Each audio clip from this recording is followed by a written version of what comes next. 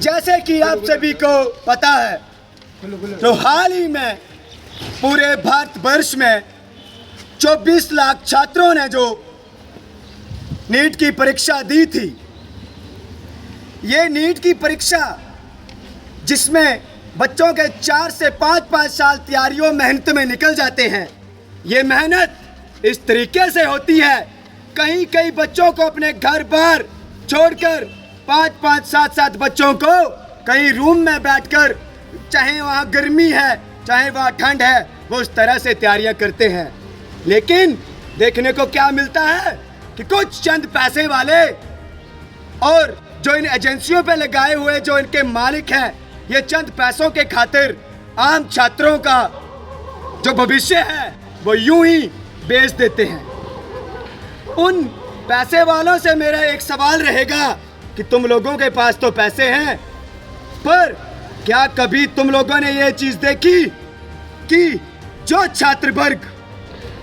कड़ी मेहनत दूर दराज के क्षेत्रों से पूरे भारतवर्ष के पढ़ने के लिए मेहनत करते हैं, और जब उन्हें ये सुनने को मिलता है कि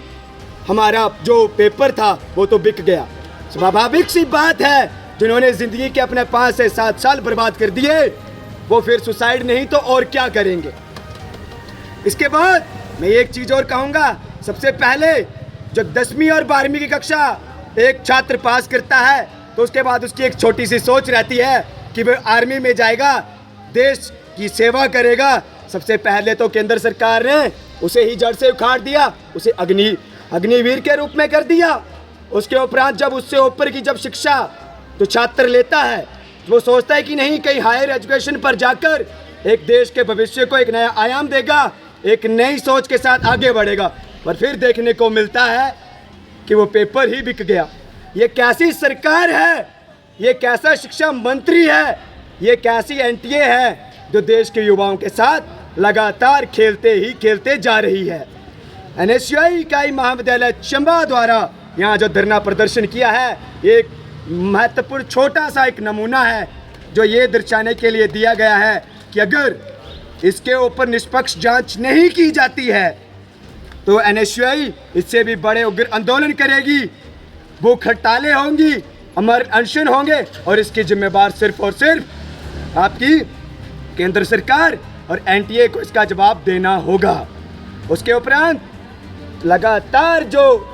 युवाओं के साथ युवाओं का शोषण होता आ रहा है, हर जगह जब भी आप देखते हैं कहीं ना कहीं कोई ना कोई भ्रष्टाचार, कोई ना कोई धांधली चली हुई है। अब कहाँ है वो सीबीआई,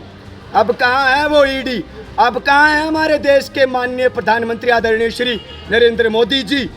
क्या उन्हें देश के युवाओं का भविष्य नहीं दिखाई दे रहा? क्या अब उन्हें नहीं दिखाई दे रहा है कि 24 लाख छात्रों ने जो परीक्षा दी थी वो कहाँ जाएंगे? क्या अब उन्हें ये नहीं दिखाई दे रहा कि उसके बाद जो यूजीसी नेट का जो पेपर है, अभी कुछ छात्र इतनी कड़ी मेहनत के बाद 6 महीने साल में इंतजार रहता है पेपर का, पेपर देखकर शाम को पहुंचे ही थे। कई तो ऐसे थे कि हाँ इस बार तो हो ही जाएगा, क्या पता उनकी एज 30 थी, 32 25 के ऊपर थे, और जब उन्हें अगले दिन ही न्यूज़ मिलती है कि वो पेपर भी रद्द कर दिया गया, तो कहीं ये जो नीट की परीक्षा में जो धांधली हुई, क्या इसे दबाने के लिए भी ये षड्यंत्र हो सकता है? हमारी सीबीआई से माननीय प्रधानमंत्री जी से, केंद्र सरकार से यही आग्रह रहेगा कि इस पर सीबीआई की निष्पक्ष जांच हो, और जो इसमें आरोपी पाया जाता है, चाहे वो शिक्षा मंत्री हो, चाहे उच्च कारिंदे हो जो इनके हैं,